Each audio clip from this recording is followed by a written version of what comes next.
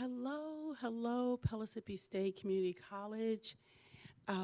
This is our second installment of First Generation Week here at Pellissippi State. There is a national effort at community colleges and public universities all over the country to celebrate and bring to the forefront students and families that have not had the opportunity to attend secondary education. A formal definition of a first-generation college student is a student whose parents did not complete a 4-year college or university degree. So many times we think that it's just, my parents went to, a community college or they went to professional technical school, but the definition is the 4-year college degree. And so let's talk about what First Gen Day is. National First Generation Day is a call to celebrate students, faculty, and staff who are first. Last night I was dreaming, Adarin, I was dreaming about what it means to be first. And I'm excited to hear more about your stories in terms of what it means to be first. And I'm going to talk a little bit about mine during this time. So it's a call to celebrate students, faculty, and staff who are the first in their family to pursue a 4-year undergraduate degree in the U.S. So some of our international students get to participate in this call to celebrate because the United States and how we do higher education is very specific and unique to this country. A first generation kid, that can refer to a person born in the U.S., to immigrant parents, or to a naturalized American citizen. Both types of people are considered to be U.S. citizens. And when we talk about what a first gen forward institution might be, which we are, it's developing a recognition program that's committed to the absolute success of first generation students. And we do act as a source of evidence-based practices, professional development, and knowledge creation for the higher education community to enhance that success. I'm sure you're wondering, okay then, well, am I considered first generation? And who counts? And, what's the definition? And maybe you want to know, what if it's gender that you're the first and maybe not, maybe your mother went to school, but your dad didn't, all of these things. Maybe you're adopted. But I think the crux of it is this. I am Dr. Sharon Couch, as many of you may already know. I am the director. I get the privilege of working with students and student leaders every single day. I lead the Engage and Lead department here at Pellissippi, and here meaning Magnolia. It means Blount County. It means Hardin Valley. It means Strawberry Plains. And so some of my responsibilities are to coordinate events along with our assistant coordinator, Caitlin Counts, who you will see soon, and with our student staff. Without my student staff, forget it, nothing would happen. We also help with our student government, which student government is the advocate for everything that happens on campus.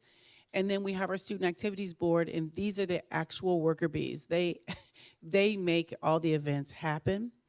And so this week, as you are seeing our first generation committee, Vanita Williams, who is the director of TRIO, myself, and Caitlin put on these events, and your deans, know that we are committed to your success.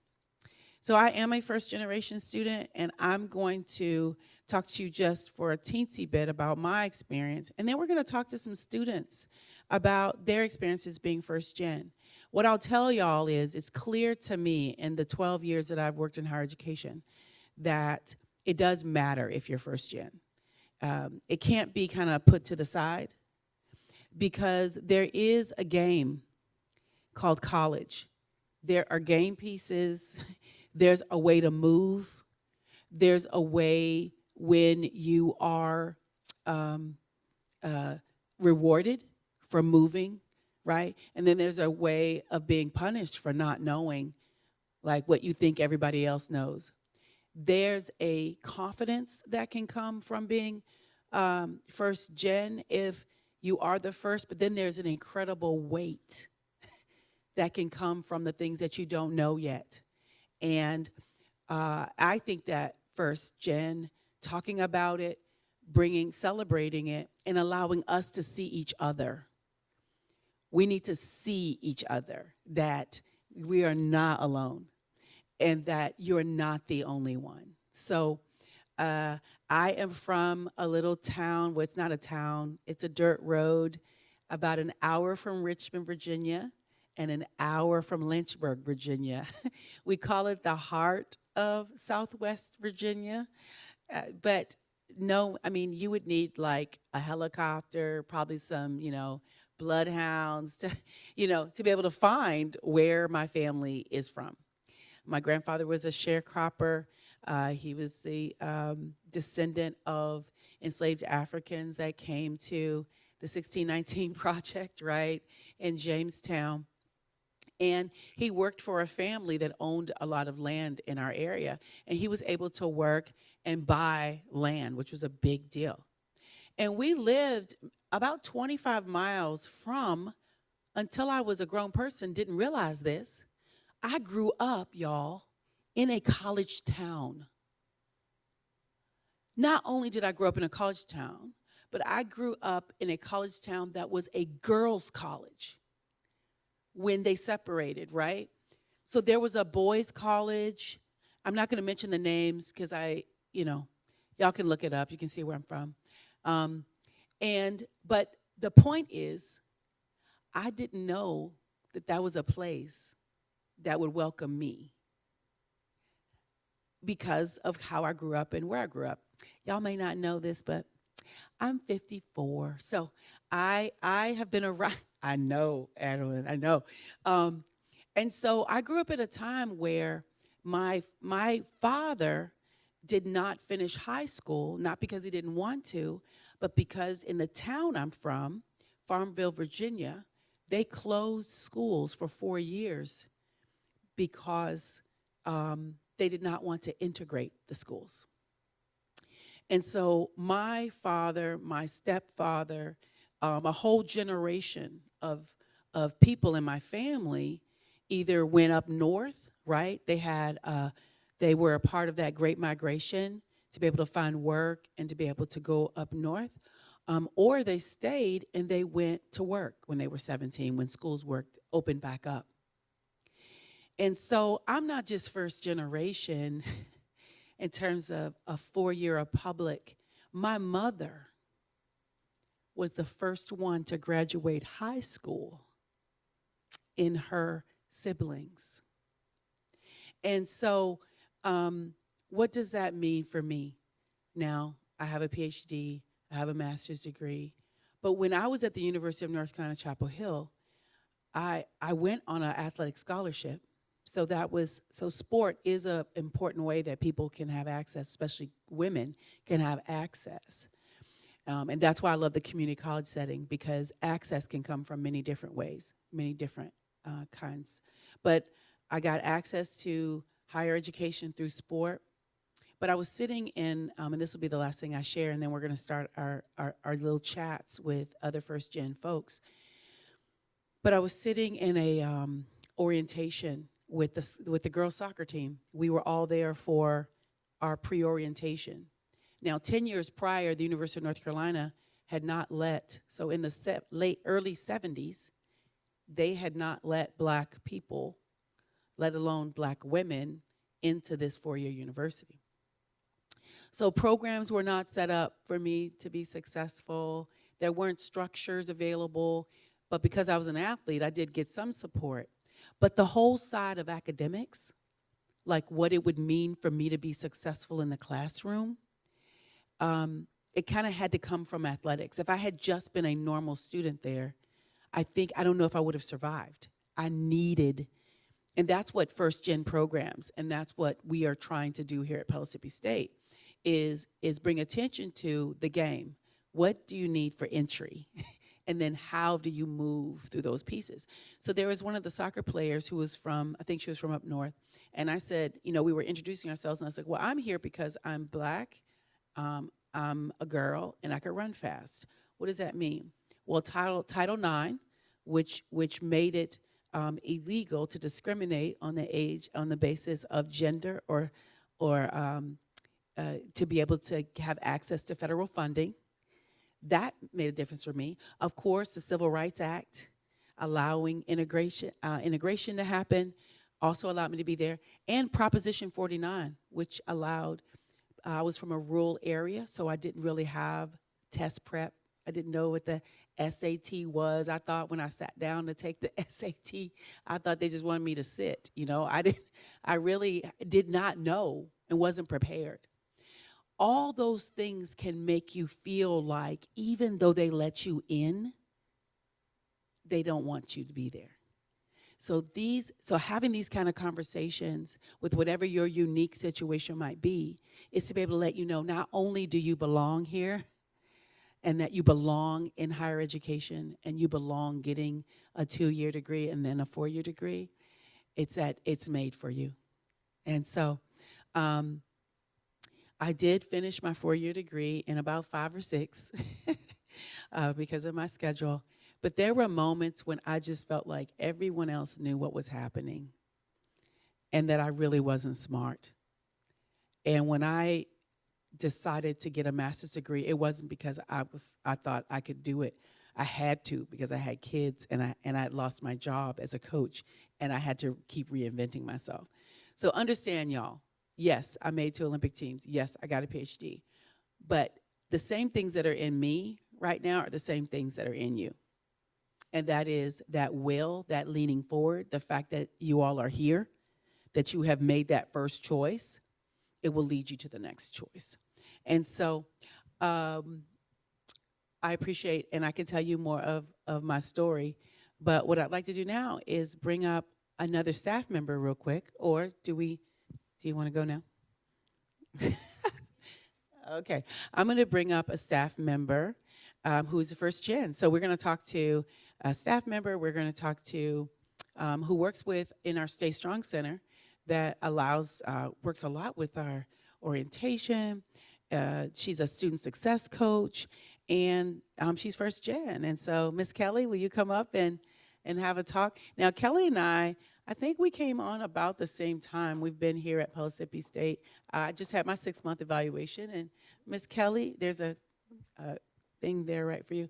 When did you come on? You can turn it on. Perfect. On November 1st last year. Okay. So, yeah. Oh, you've been I'm a working. year. It's All right. officially. So introduce yourself. Tell what department you work in and like where you are on campus. Okay, so I am Kelly Bargalow, and I am one of the Stay Strong Success coaches in the Stay Strong Center. And our office is just right around in the College Center, so right off of the huge College Center room. We have a pod of offices there. So basically, my role is to provide resources for students, let them know they come into my office, and then I tell them, okay, this is your situation, here's where you might need to go get this help or that help. So really kind of like a triage or a place where you can go and ask almost any kind of question, and we can hopefully get you an answer. So that's kind of it in a nutshell. And we also do orientations as well during the summer. And the spring orientation is coming up in January, so working hard on that. And we also do events on campus, kind of like what Dr. Couch's office does, throwing different events for students, but just some things to be fun.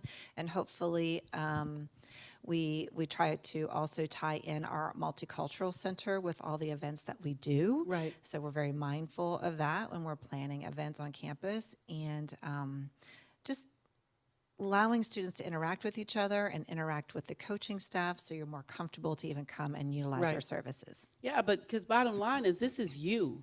Yeah, when we work for you, we So true. Yeah, and and a lot of people who work here choose it. Like we choose this life. Yes, very Yes. much. Yeah, Very we much. lean forward. Okay, so I have 3 questions. It's going to be very simple, everybody. Okay. 3 questions. Okay. The first question is, how does it feel, or how did it feel to be the first member of your family to attend college? What was that like? Terrifying. That's good. I mean, it really was. Wow. And I mean, I got cold feet. You know, they say when you're getting closer to your wedding date or something, you might get cold feet. I don't know. I had cold feet going to college. I thought initially I might go 4 hours from home because that was the college I liked the Right. most. Right? But I chickened out at the last minute, and I went to a college that was about an hour from my house. 'Cause Okay. I just couldn't do it, and I Right. scrambled. Yeah, I was petrified. And so how did it work that you were the first one? Like, was there a lead up? Was there a moment in high school where that became an option? Can you talk to us a little bit about that? Sure. I am a coal miner's daughter. I grew up Wow. in Podunk, West Virginia. And I did go to a big county high school because that was when Right. they used to consolidate all the schools. And so I went to one county high school, and it was big. And I, was able to do fairly well in school. It wasn't too hard. College was never an option in our house. It just, I don't know why my parents, well, I guess my mom would say now that she wasn't given the option, so she didn't really let us have an option. She's like, "You're going. That's just it. You're Oh, going to wow. college. You pick a place. You're going." Wow. So the conversation was always about where you're going, not are you going. Wow. Even though they didn't have a chance to go to college. So that's how and then of course I said I wanted to go to UCLA because that sounded really awesome, didn't it? But then I was like whammied with, no, you have to go to an in-state school. So there you Wow, go. you went from you got to go to we going to the West Coast, right? Okay, so my Same with second me. question, you get to college, and can you just talk to us about you're scared, you're still figuring everything out. You're sitting in class, that first class. What was that like? What were some of the thoughts that went through your head as you looked around? Oh goodness, you're going back a while. I vaguely remember just being overwhelmed by the whole experience. Huh? A lot of it. Now, this was a big state school, so it wasn't a Okay. small school that was closest to my house. Right. And there were hundreds of people in a classroom, which was very overwhelming. So I did feel very much like a number. Nobody knew I was there. Nobody really Right. cared. No one's going to call you by your name. Right. So that was very, just a different experience than I was used to.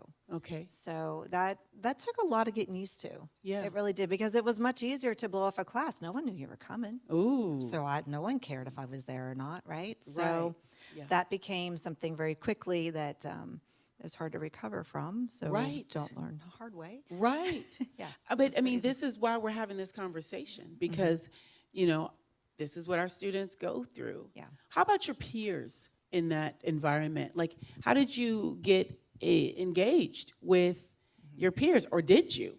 Well, that's a great question. I navigated towards people that were from high school, of course. Okay, so there might have been some people Yeah. from high school. Which probably wasn't my best decision either. Okay. We learned mistakes along the way, some together and some not. But yeah, if I had to do it over, and this is what I tell students when I meet with them, just reach out. Get involved in something. It almost doesn't really matter what it is, like on campus. Do something. If it's Frisbee club, it doesn't matter. Just, get involved in something where you feel like you can learn and grow and develop. A lot of times, at least me at that age, I wasn't looking at college as this is my way to have experiences and gain knowledge in a different way. Right. So when you're part of a club or part of an event or anything like that, you are learning through all of those engagements. I didn't look at it like that. I was Right. just scared, so I just kind of pulled back. Yeah. And I did what was comfortable, which was Okay. hang out with my people from high school. Right. So Which maybe kind of kept you a little bit stuck, right? totally stuck. So- I would have had a completely different college experience had I Interesting. not just hung out with them, Right. had I put myself out there and done some different things. Right. We do want to, just as a public announcement, as we are now educators and we work with our students to develop this life, right, this engagement and leadership experience, we do understand coming to a community college that's close to your home that you will be transitioning from the world of being a high school student, okay, to what it really means to be a college student.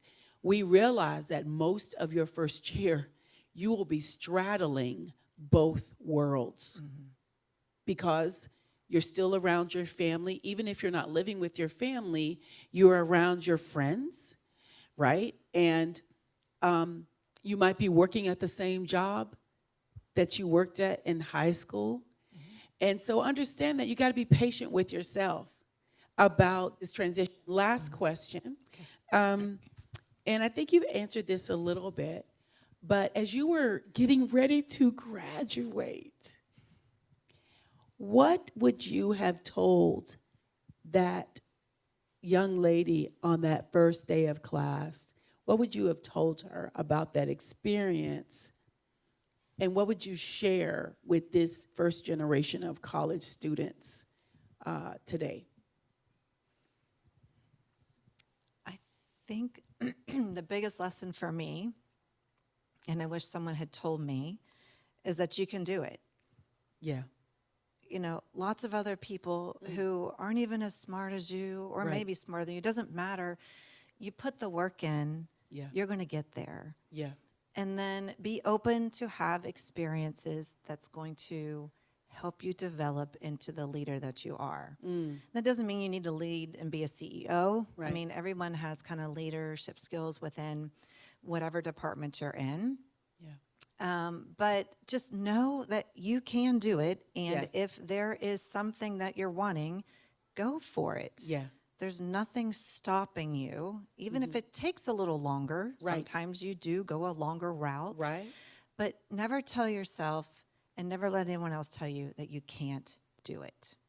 Okay. All right. Good. Thank you. Oh my goodness. Ooh, I'd get up, but I wouldn't be able to sit down. All right. We want to just, I saw her in the hallway, y'all. And that is what it means here at Pellissippi State Community College. Our goal and our job is to make sure that students have the best experience. All right, Miss Allison Grussing, who happens to be in my College 1000 class.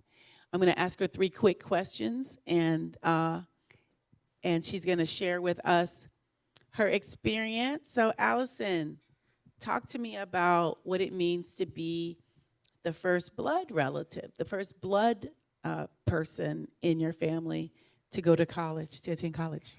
It's exciting for sure. So a little bit of a background story for me is I was adopted. I originally was born in Guatemala, and then when I was about 10 months old, I was able and very, very fortunate to be adopted into the family that I am today. So I've lived in Tennessee and literally in one home my entire life. Wow. So I grew up here. I'm pure Knoxvilleian. I don't know how you say that, but we'll go with that.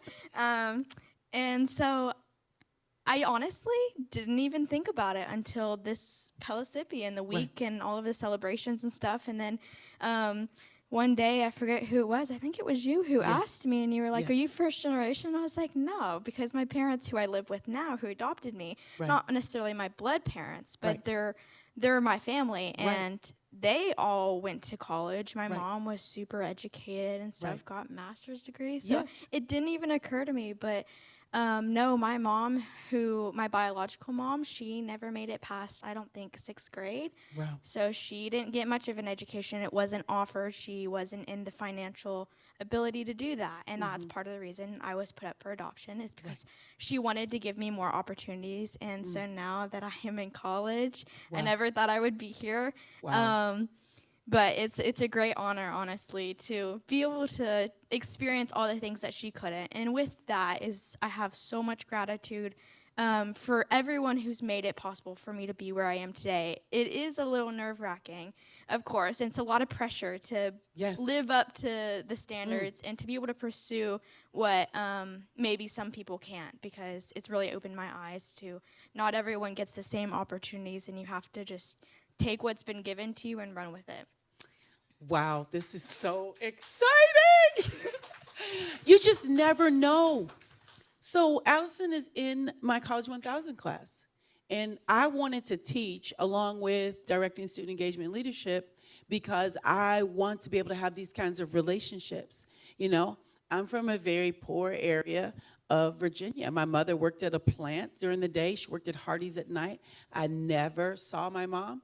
I got up by myself. I went to school, but I did not know. And there was nobody to call. But I think it's also important to know that while your adopted family, right, had that education and you had that example, there's other folks that are going to be able to, you're going to be able to impact with this experience. So as a first year here, can you just talk to us a little bit about like what you've noticed in your peers in being a first year, and maybe some people that you don't even know that they're first generation, but some of the game pieces you wish you could hand them, because you're always very prepared for class, Thank you. right? And even when you can't come, you make sure you follow up. You're my best kid at, if I ask a question, you answer, you give constructive feedback, you know, to the other students. Some other students might think that, you know, you have a playbook that you're playing off of, right? Talk to me about like your first year experience here. Well, I think that perception is a big thing, because we all, I feel like don't mean to necessarily, but we all have these perceptions of other people, and especially our peers. We sometimes tend to fall into the mentality of, oh, well, they either seem really smart and that they've obviously have a good background and whatever, and their life is just perfect, and that I wish I could be them kind of thing. But that's not always, as we know, that's not always the case. And so coming into college, I was really nervous because it's very different than high school, and I honestly came at first just to like have the college experience. Right. And I thought at first that, I'm not gonna lie, I thought everyone was gonna be like super mature, like super studying and stuff. She's and not saying that y'all are. No, I'm not talking about y'all. We talking about the ones out there. we were talking about the ones who maybe don't show up into class, so they're probably not here. At least they're consistent. Right. Anyways, so I really thought it was gonna be, I thought everyone around me was going to have their life together and know what they're doing. But it's very obvious, and I've seen very recently, that everyone is going through something, whether it's either in school or out of school or whatever, and that perception is huge, and perception of yourself can also be a very complicated thing. And so I think that not giving into those perceptions and just honestly living in the moment, doing what's good for you, because you can't always worry about what other people are going to think of you. And high school is kind of where you learn to start to finally break free of that pattern. And college is just like another step in that growth to not care what people think about you. Right. One of the things that I know about Allison is that she's, as you can tell, very determined person. However, this is my last question for you. You just had an epiphany and made a shift, which I can guarantee all of you that this will happen to you, because this happens to all of us in college. You decided to do what recently as in your first semester? I just decided to switch my major. That's what you're talking about, right? Yes. Okay. Okay, yeah. So I have always had this dream to do something to help other people, and for me, that was always nursing. But I had to really take a step back recently and think, is this might be what I want to do, and it's not that I necessarily can't do it right now, but it's not what I'm gonna feel successful doing and what I want right now. It might be what I want in the future, but there's so many different jobs and careers out there, and just because you think you have your mind set on one thing does not mean that you cannot find something else that will suit you better and that you will enjoy. So it's hard letting go of what you set your mind to do, and that's what they always tell you to do, to set your mind and just do it. But that for me doesn't always work. For me, I Right. need to expand my horizon Yeah. and keep an open mind and do what I feel is right at the time. And it might not everything's gonna fall in line how I expect it to, but for Right. me, I have to just take that leap because it's scary not knowing what you're gonna do, and you're Right. kind of building your future Right. right now, which is so scary. Right. But as long as you just have faith in yourself and just Yeah. try, just take the leap, and I like to say no risk is unrewarded. Ooh, we got an Allisonism. No risk is unrewarded. However, we can easily say that because of your experience with your adoptive parents being four-year educated, you were able to make some of these decisions in a more confident, directed way because of that experience. And the reason why we spoke to Allison today was because I wanted you to see both sides of it. She was able to have this confidence in her identity because she was told, right, about your adoption. And then her parents put her in a position where she could learn about this process. And so having parents who had graduated from a four-year university made a significant difference in the path that you are taking for yourself, right? So now what we're trying to do at Pellissippi is we trying to be your mama and daddy. Okay, no, I do feel that way, but we are providing a celebration, but not just a celebration, a pathway for folks who, when you don't have anyone to go home and talk to about your situation, you call up your success coach. Kelly represents Stay Strong, which is our academic success coach. You call up your advisor. You call up your College 1000 instructor, and you say, I don't know what to do. Can you help me? That's why all these offices exist. We exist for you. Come on over here. She's getting an A, y'all. I don't care. She's getting an A. Thank you, Al. I'll see you later. All right. You ready, Maria? Yes. Okay, we are bringing to the stage the president of our Student Activities Board, who, is just invaluable in our office, Maria Ortiz. Let's go, Maria. Maria has an incredible story, and we will not be able to get into all of it right now. We're just going to ask her 3 questions. But Maria, I'm so happy that you're able to join us today. I know that you are unbelievably busy. You have, student staff working the hot chocolate and the popcorn right now. But I have 3 questions for you, okay? The first one is, how does it feel to be the first member of your family to attend college? And tell us a little bit about yourself, how you came to Pellissippi. Well, hello everyone. As Dr. Couch said, I'm Maria, and I'm the SAB president. And what the SAB stands for is a Student Activity Board, which means that we are the ones responsible for the events like these events, and we try to we help the students to get a better experience in college, and help them to make connection, and to find all the resources and take advantage of that when our students are in college. I feel that being the first member in my family to attend to college is a huge responsibility.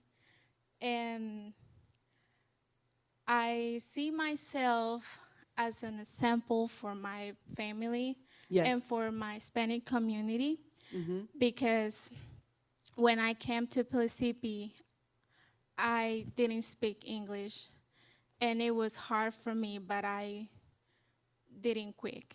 Mm-hmm. I decided to keep moving, and I went to classes, and it was hard to understand, but I'm here, and I think that's what he values. Wow. So, And so, Maria, you're a first generation naturalized U.S. citizen as well, correct? yes. Yes.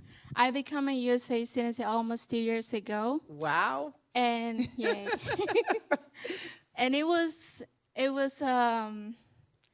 hard journal for me, because, well, for be able to become a USA citizen, you have to speak English, and it took me 7 years to apply and to decide to apply for the interview and all the process that it takes to become a USA citizen.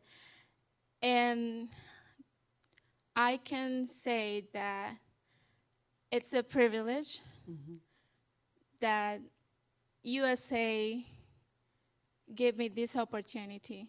Right. Yeah. And education. So, can you talk to us about where you were born and, how you found your way to the U.S. and to college? Yeah. I was born in a small and beautiful island in the southwestern Colombia, South America. And I came to United States as a refugee almost 9 years ago. Wow.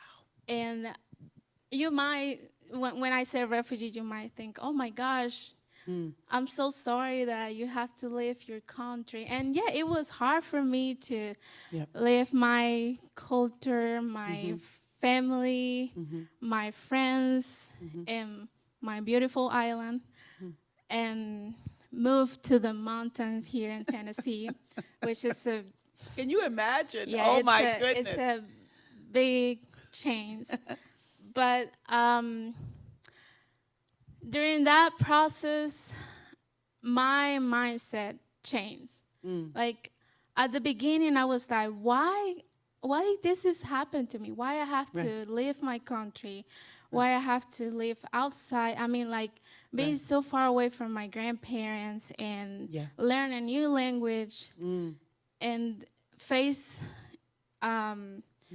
a lot of difficulties during that process. But I can tell you that thanks to that situation, I'm here. Yes.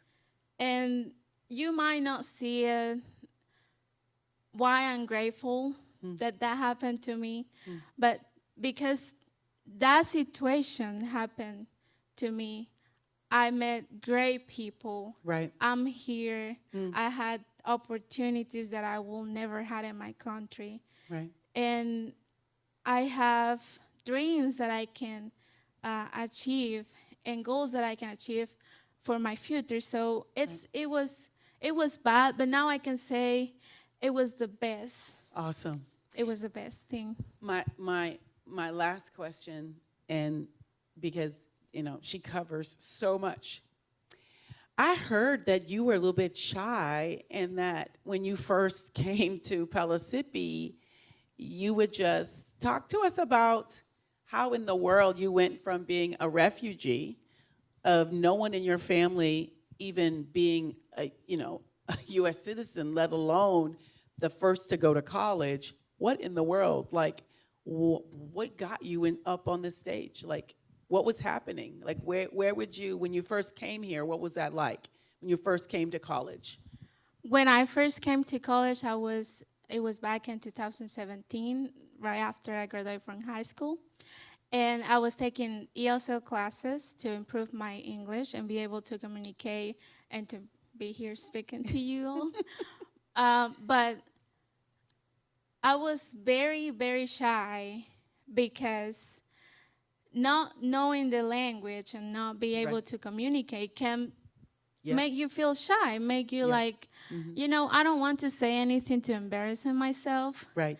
And people laugh about me. Mm-hmm. So even when I was in high school, I was like, and I told this story a little bit to my friends, and like when I was in high school, and I pretend for 1 year that I didn't speak English just because I don't want to talk to people. I was so scared to talk to others. Okay, so we're gonna know when she's not talking to us, right? Yeah, no, No, I just we kidding. understand, yeah. But- or if you have an accent, right? Yeah. If you don't sound like everyone else, people may make fun of you for a lot of different reasons. But Yeah, I'm sure so- that was tough. So you were in the cafeteria, Yeah, I was in the cafeteria. or what and we formerly know as the cafeteria, but yeah, that's where you were.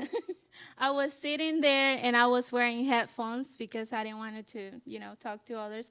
But I had a really good friend that she's still be my friend, but she's in UT now taking classes.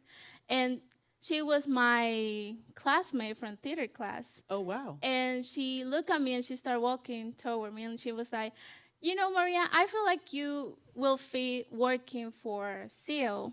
At that time it was SEAL, but now it's Engaged in Lee. Yeah. And she got me into working for Engaged in Lee, and that's how Wow.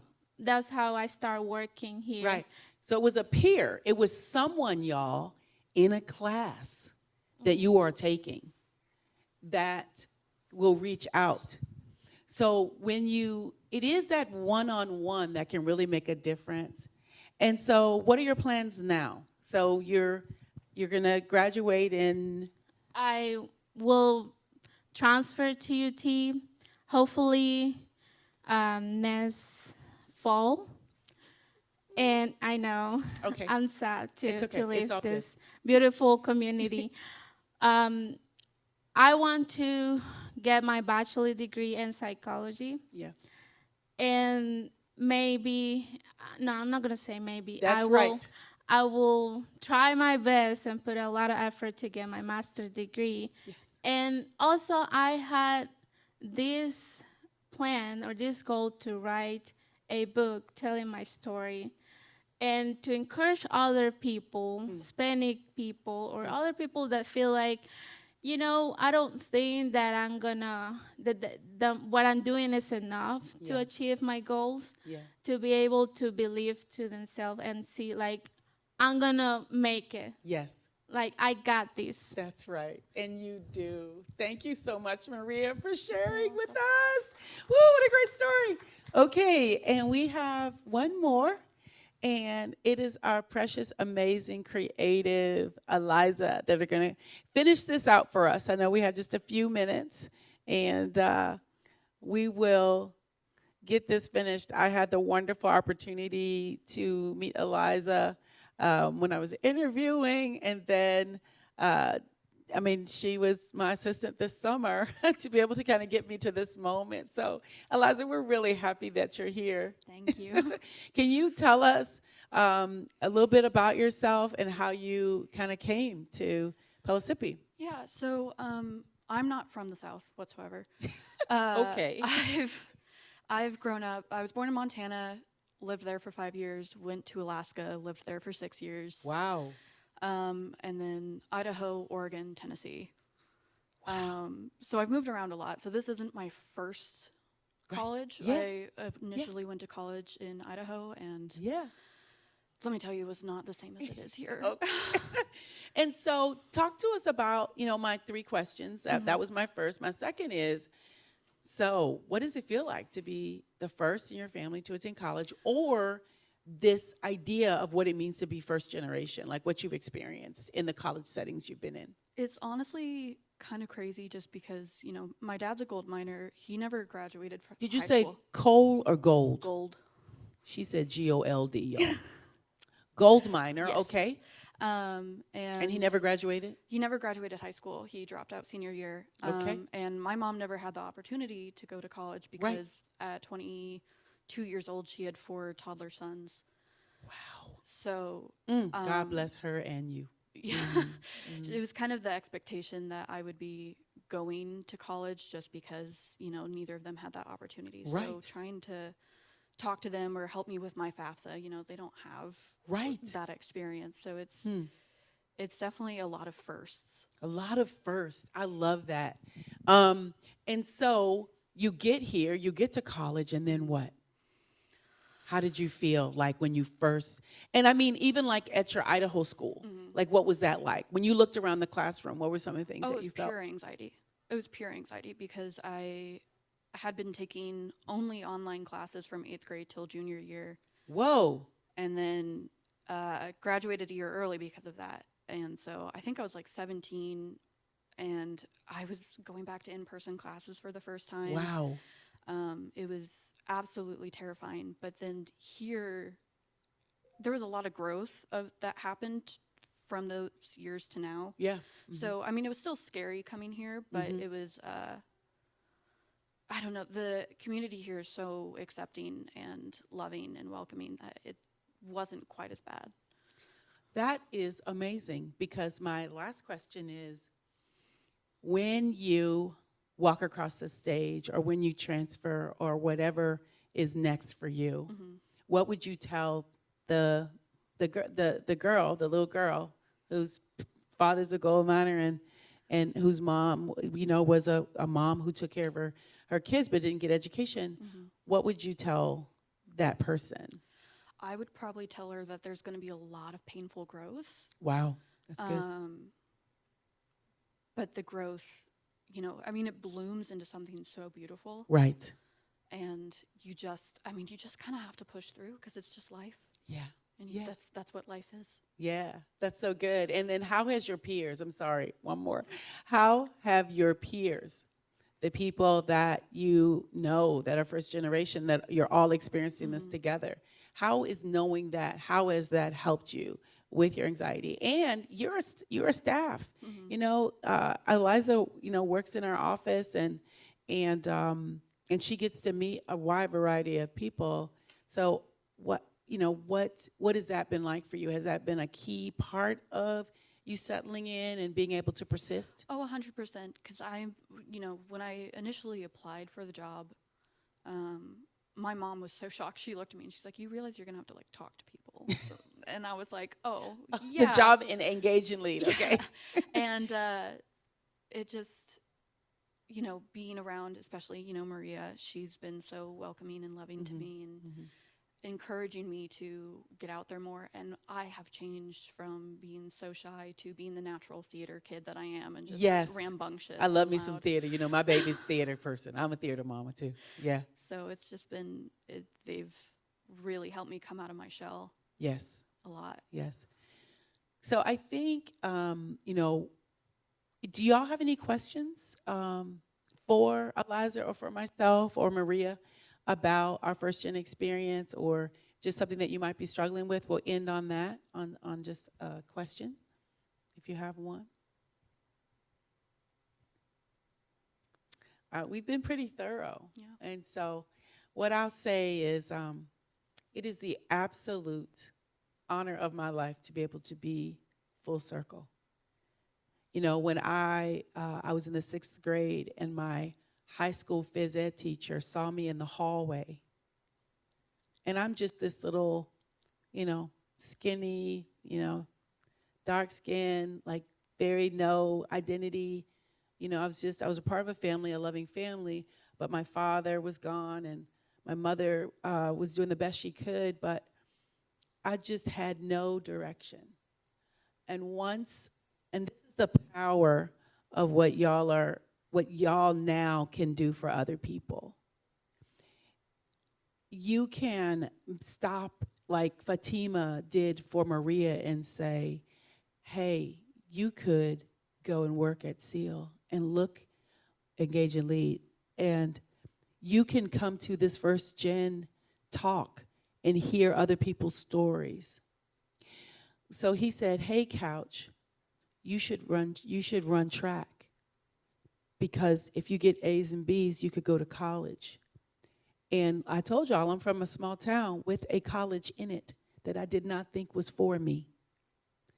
And so for me to be here after 15,000 different jobs, a full, professional athletic job, and jobs that I've lost and jobs that I've gained, and going back to school at 45 and then going back to school at 52. While I was sitting up here, my son texted me. He's at Roane State Community College. And he said, Mom, I'm signed up for next year's classes. Do you know why? Because on Sunday when I talked to him, I said, it's about time for you to get advised so you can have your classes. But I'll tell y'all, it's still been very hard to be a mother of a student in college because I didn't have direction. I just kind of found my way. I don't want that for y'all. We, Pellissippi, stay strong, start strong. We're Be Strong. Nobody, it's not official. We want to be that fill-in gap. And I'm glad that we're able to do that for Eliza because she happens to work in our office. But we want to do that for all of you at every single campus. We serve all 9,000 plus students here at Pellissippi State Community College. And this week, it's First Gen Week. So happy First Generation. We are so proud of you. We are so glad you're here. And go Panthers.